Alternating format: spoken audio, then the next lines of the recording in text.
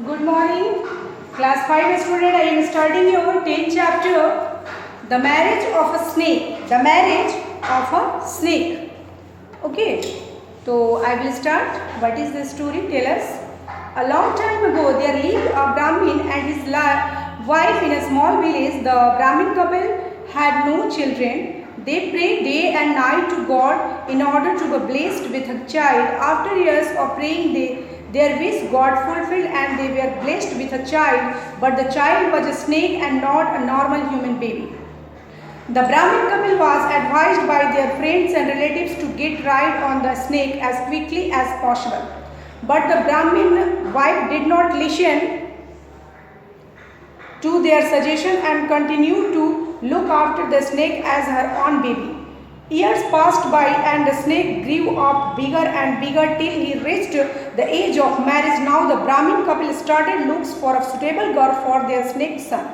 The Brahmin went from village to village, town to town in search of a suitable girl, but all in vain. How can a human being marry our snake child? Said the Brahmin to his wife, but his wife insisted for a suitable match for her son. Having lost all the hopes and from all sides, the Brahmin approached one of his old friend. He narrated his problem to his friend. Oh, you should have told me about it earlier, said his friend. I am myself looking for a suitable match for my daughter. I shall to be happy to give her in marriage with your snake son. The Brahmin could not believe his ears, but the marriage was celebrated despite protest.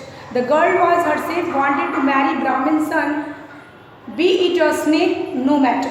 After marriage, the newly married couple, that girl and the snake, started to live like an ideal wife and husband. The girl looked after her husband's comforts dutiful.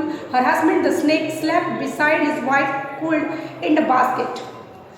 One night, the snake crawled out of the basket into a room. After a few moments, a young man came out of the room. He woke up the girl. The girl, seeing a man in his room, was about to scream when the young man said to her, "Don't be foolish, I am your husband." The girl did not believe the young man.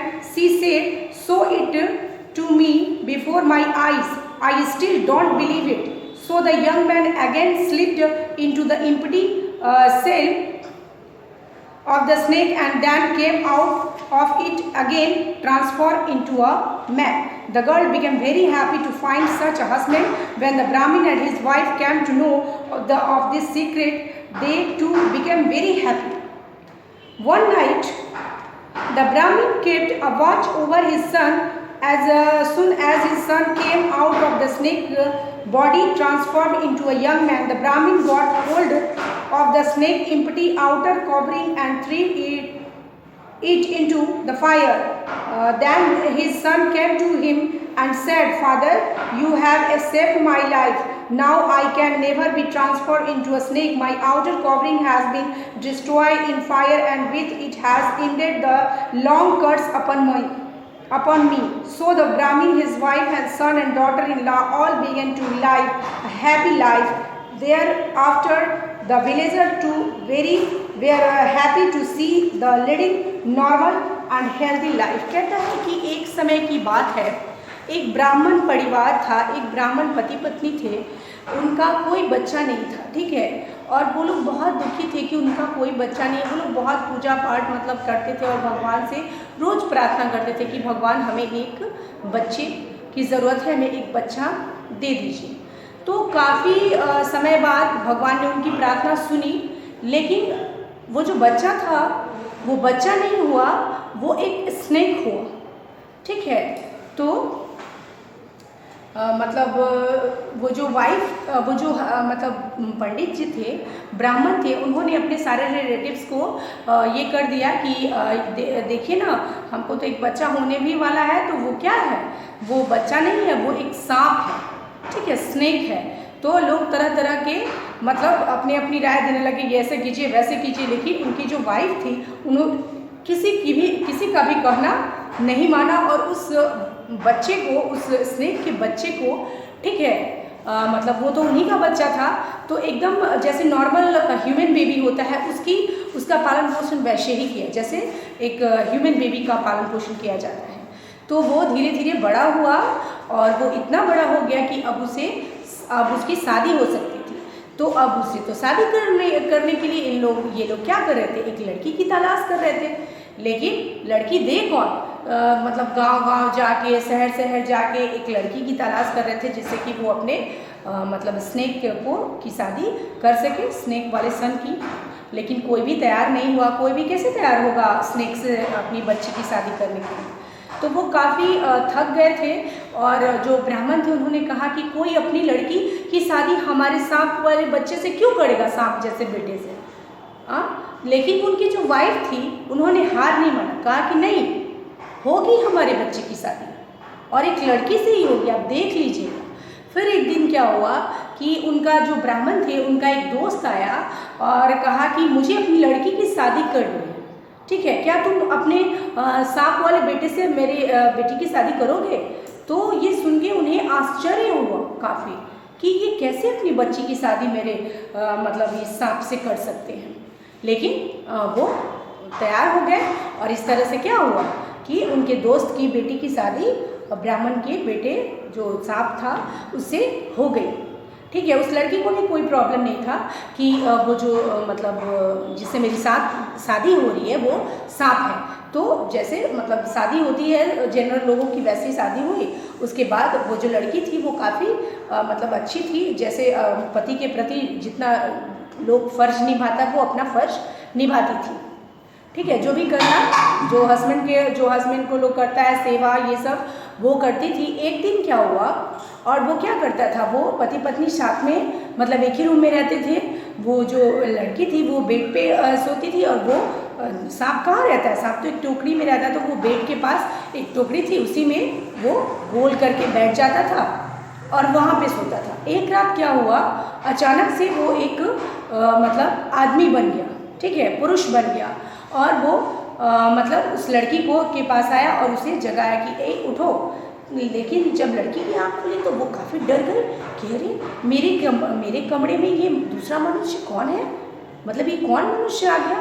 तो कहा कि तुम डरो नहीं, मैं तुम्हारा husband हूँ। तो वो कहे कि मेरा हस्बैंड तो सांप है, लेकिन आप तो मनुष्य हैं, आप मेरे हस्बैंड कैसे हो सकते हैं, नहीं आप मेरे हस्बैंड नहीं हैं। तो कहा कि नहीं मैं ही तुम्हारा हस्बैंड हूँ। तो उसने कहा कि अच्छा अगर आप मेरे हस्बैंड हैं तो आप पहले वो सांप बन के दिखाइए, क्योंकि मेरे हस्बैंड तो सांप थे। तो वो फिर से जो मतलब सांप का वो जो ऊपर कवरिंग पार्ट होता है, ठीक है, वो जैसे आदमी बनता था ना तो उसका कवरिंग पार्ट उसी में रह जाता था। तो फिर से वो कवरिंग पार्ट के पास गया और फिर से वो स्नेक बन गया, ठीक है।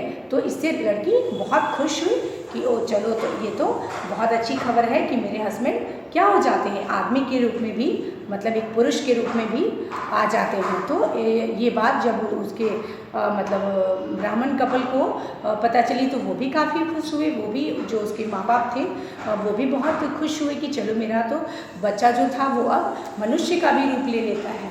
तो ऐसे ही कुछ दिन चला। फिर एक दिन क्या किया, वो जो उसकी माँ थी उन्होंने क्या किया कि वो जो कवर में से वो निकल कर के वो आदमी बनता था, ठीक है, और फिर कवर में जाकर के सांप बन जाता था, वो कवर उसने लेके जला दिया, ठीक है।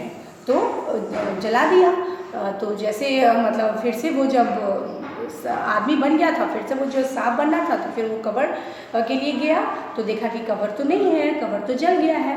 तो उसने अपने पिता से कहा कि पिताजी ये तो बहुत अच्छा हुआ कि ये कवर जल गया, कि मुझे श्राप से मुक्ति मिल गई। मैं श्रापित था, मैं मनुष्य ही था, लेकिन किसी श्राप की वजह से सांप बन गया था और ये कवर जो जल गया तो इससे मैं श्राप मुक्त हो गया हूँ। अब मैं आराम से मनुष्य बन के रह सकता हूँ। इस तरह से वे सारे लोग जो मतलब वो बेटा था, उनकी जो बहू थी और वो जो दोनों पति पत्नी थे, वे चारों लोग आपस में क्या करते हैं, अच्छे से खुशी खुशी अपना जीवन व्यतीत करते हैं। तो इस कहानी से हमें क्या मोरलेशन मिलता है, कहते हैं कि सनशाइन कम्स आफ्टर रेन।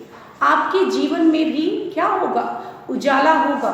अगर कभी आपके जीवन में बहुत सारी समस्याएं आती हैं तो आप उससे क्या कीजिए, घबराइए मत, क्योंकि हर रात के बाद क्या होता है, दिन होता है। तो वही कहता है कि बारिश के बाद धूप जरूर होती है।